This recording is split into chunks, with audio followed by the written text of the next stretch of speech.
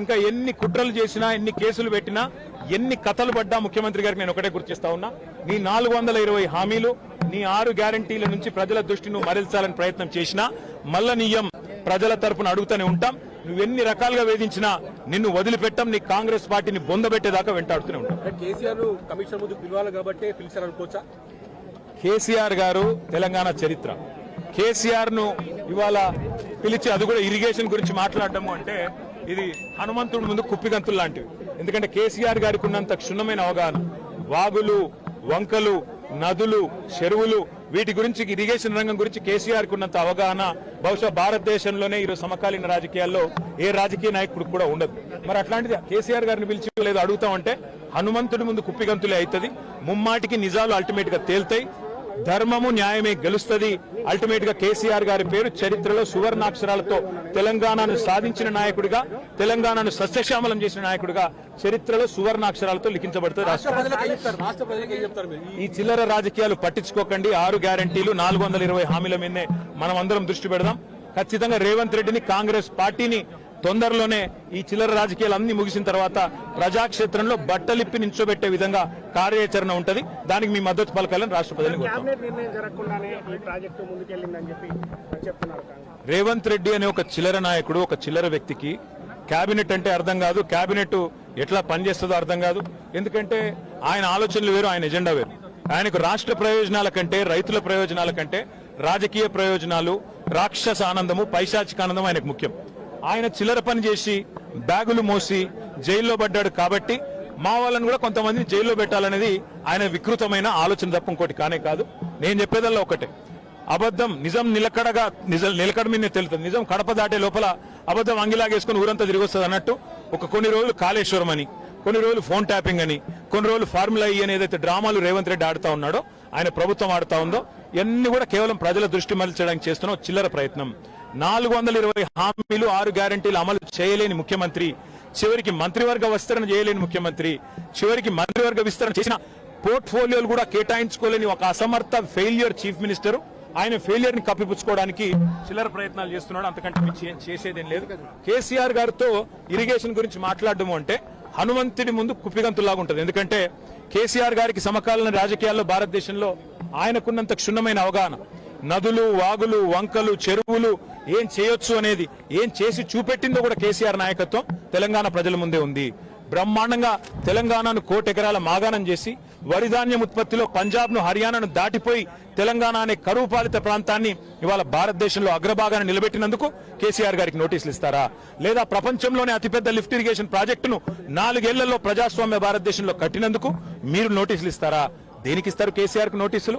అన్ని చర్చలు కూడా ఇవాళ కమిషన్ ముందు జరుగుతాయి. అన్ని ప్రశ్నలు అడిగినా, ఎన్ని ప్రశ్నలు అడిగినా వాటికి సమాధానాలు సమర్థవంతంగా మేము చెప్తాము. ఇప్పటికే హరీష్ రావు గారి ప్రజెంటేషన్ తోనే కాంగ్రెస్, బీజేపీ నాయకుల ఫ్యూజులు ఎగిరిపోయినాయి. ప్రజలకు కూడా మొత్తం వాస్తవాలు అర్థమైపోయినాయి. వాడు కొత్తగా చెప్పడానికి గానీ, మరి అడగడానికి గానీ వాస్తవంగా ఏం లేదు. కానీ సాంకేతికంగా పిలవాలి కాబట్టి పిలిచుడని నేను అనుకుంటాను. రేవంత్ రెడ్డి వాళ్ళ మామ దగ్గర కూర్చుంటే మంచిది. పిల్లనిచ్చిన మామ దగ్గర రేవంత్ రెడ్డి 5 నిమిషాలు కూర్చొని బుద్ధి జ్ఞానం తెచ్చుకుంటే మంచిది. సూదిని పద్మారెడ్డి గారు, గీత గారి తండ్రి, వారు చెప్పినారు 94,000 కోట్ల ఖర్చైన ప్రాజెక్టులో 1,00,000 కోట్ల అవినీతి అనేది ఒక తెలివి తక్కువ అంటాడన్నాడు. మరి ఆ తెలివి తక్కువ ఆయన అల్లుడు.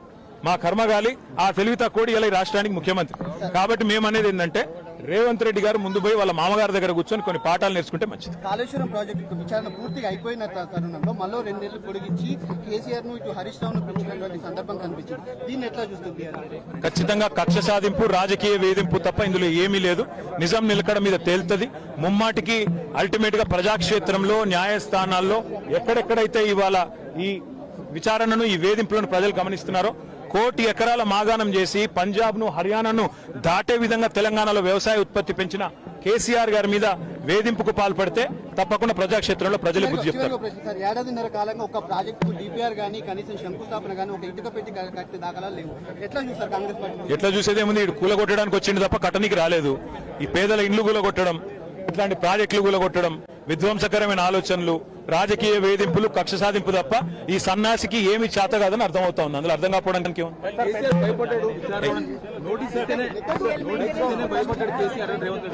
100 జన్మలెత్తినా 100 జన్మలెత్తినా రేవంత్ రెడ్డి అనే చిల్లరగానికి కేసీఆర్ గొప్పతనం అర్థం కాదు. రేవంత్ రెడ్డి గురువు, ఆయన జేజమ్మతోనే కొట్లాడినోడు కేసీఆర్, ఆ జేజమ్మని ఇక్కడి నుంచి తరిమేసినోడే కేసీఆర్. కాబట్టి రేవంత్ రెడ్డి అనే చిల్లరగాడు ఏం మాట్లాడినా, ఆయన చిల్లర ప్రభుత్వం ఏం చేసినా కేసీఆర్ ఎంటిక కూడా పీకలేరు. ఉద్దేశపూర్వకంగా ఆ ప్రాజెక్టులో ఎలా కొల్లగొట్టాలి అనే స్వార్థంతో చేసిన కార్యక్రమాలు, ఆ ప్రాజెక్టు పేరుతో ఆనాటి పింక్ కలరు వ్యవస్థని మరింత ఆర్థికంగా బలోపేతం చేయడానికి వారు పన్నిన కుట్రాలన్నిటినీ ఛేదించటం కోసం ఒక కమిషన్ని, ఒక రిటైర్డ్ జడ్జి గారితో ఈ ప్రభుత్వం నియమించిన తర్వాత దానికి సంబంధించిన ప్రత్యక్షంగా పరోక్షంగా పాల్గొన్న అటు అధికారులే కావచ్చు, రాజకీయ నాయకులే కావచ్చు, ఇతరత్ర ఎవరైనా కావచ్చు, వారందరినీ వన్ బై వన్ చాలా సుదీర్ఘంగా ప్రతి ఇంచిని ఇన్డెప్త్గా స్టడీ చేసి ఒక రిపోర్టు ఇచ్చే దాంట్లో భాగంగా ఆనాటి ముఖ్యమంత్రి గారు ఆ కాళేశ్వరం రూపశిల్పిగా తనే చెప్పుకున్న మహానుభావుడు ఎవరైతే ఉన్నారో ఆ మహానుభావుడిని కూడా అనుకునే ఆ మహానుభావుడిని కూడా ఈరోజు కమిషన్ ముందు వెళ్ళటం జరిగింది. వారికి వారే సర్టిఫికేషన్ ఇచ్చుకుంటారు. తెలంగాణ గాంధీగనో, తెలంగాణ జాతి పితగనో వారికి వారే ఒక సర్టిఫికేట్ ఇచ్చుకుంటూ ఉంటారు. ఈరోజు సరే, వారు కమిషన్ కాబట్టి దాంట్లోకి నేను ఇన్డెప్త్గా పోను.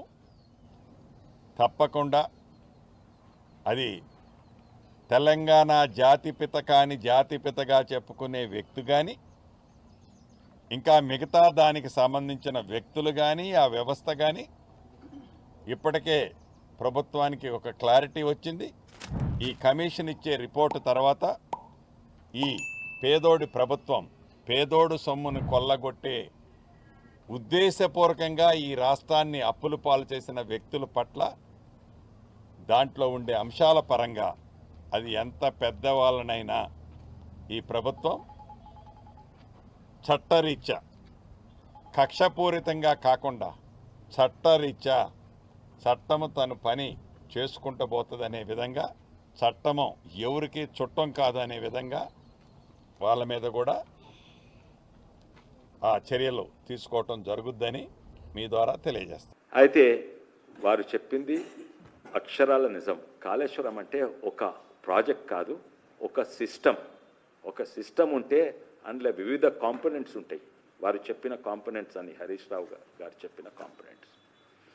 అయితే దీంట్లో అన్నిట్ల పెద్ద లోపం అంటే వాస్తవంగానే అన్నిట్ల పెద్ద లోపము మేడిగడ్డ స్ట్రక్చరల్ ఇంజనీరింగ్ డ్యామేజ్ కాదు. దానికి ఎన్నో కారణాలు ఉంటాయి. డిజైన్ అని ఉండొచ్చు, లేకుంటే క్వాలిటీ కంట్రోల్ మంచిగా చేయవచ్చు, లేకుంటే హైడ్రాలజీ అది మంచిగా చేయకుండొచ్చు, లేకుంటే జియాలజీ టెస్టింగ్ మంచిగా చేయకూడదు, లేకుంటే ఇంజనీరింగ్ ఎల్ఎన్టీఓలు కన్స్ట్రక్షన్ క్వాలిటీ మంచిగా చేయకూడదు. ఈ కారణాలే ఉంటాయి. సరే, మేడిగడ్డ మంచిగా పనిచేసింది అనుకోండి, ఆ పంపులు మునిగిపోలేదనుకోండి, ఆ కొండపోచమ్మ సాగర్ ప్రతి కాంపోనెంట్ ఈ సిస్టంలో ప్రతి కాంపోనెంట్ మంచిగా అయింది అనుకోండి, ప్రతి కాంపోనెంట్ మంచిగా నడుస్తుంటే ఈరోజు తెలంగాణ నాశనం అయిపోతుండే. ఎందుకంటే సిస్టమ్ డిజైన్ తప్పు. ఉదాహరణంగా ఈ బాటిల్కు ఓ బాటిల్ ఉన్నది, మూతున్నది. ఈ మూత మంచిగా ఉన్నది, బాటిల్ మంచిగా ఉంది. కానీ ఈ మూత తీసుకొని ఇక్కడ పెడితే ఇది పనిచేస్తుందా? ఇట్లా తాగుతాయి. అయితే ప్రతి కాంపోనెంట్ మంచిగా ఉన్నా కూడా సిస్టమ్ డిజైన్ అసలు ఎనాలిసిసే చేయలేదు. అది సిస్టమ్ డిజైన్ తప్పు, ప్రతి విధానంగా తప్పు. కాళేశ్వరంది ఏ సైన్స్ ప్రకారంగా తప్పు, ఇది జియో హైడ్రో మార్ఫాలజీ ప్రకారంగా తప్పు, హైడ్రాలజీ ప్రకారంగా తప్పు, జియాలజీ ప్రకారంగా తప్పు, పొటోమాలజీ అంటే సైన్స్ ఆఫ్ రివర్ ప్రకారంగా తప్పు, స్ట్రక్చరల్ ఇంజనీరింగ్ ఎన్నో తప్పులున్నాయి, ఎలక్ట్రికల్ ఇంజనీరింగ్ ఎన్నో తప్పులున్నాయి, సివిల్ ఇంజనీరింగ్ ఎన్నో తప్పులున్నాయి, ఇరిగేషన్ ఇంజనీరింగ్ ఎంతో తప్పులున్నాయి, ఎకనామిక్ వయబిలిటీలా పెద్ద తప్పులున్నాయి, బేసిక్ ఫిజిక్స్ స్కూల్ పిల్లలు చదువుకునే ఫిజిక్స్లో కూడా ఇవన్నీ కూడా నేను వివరంగా చెప్తాను మరో రోజు. బేసిక్ ఫిజిక్స్లో తప్పుంది, అగ్రికల్చర్ సైన్స్ ప్రకారంగా తప్పుంది, ఎన్వైర్న్మెంట్ పొల్యూషన్ సస్టైనబిలిటీ చూసినా కూడా తప్పుంది, లాస్ట్కు వెదర్ సైన్స్ ప్రకారంగా కూడా తప్పుంది. వెదర్ సైన్స్ అంటే ఈ కాలంలో ఈ వర్షాలు పడతాయి, ఈ కాలంలో ఇంత ఈ ఉష్ణోగ్రత ఉంటుంది, చలికాలంలో చల్లగా ఉంటుంది, వానలు ఉంటాయి, ఎండాకాలంలో ఎండగా ఉంటుంది, వానకాలంలో వాన, ఆ సైన్స్ ప్రకారం కూడా తప్పు.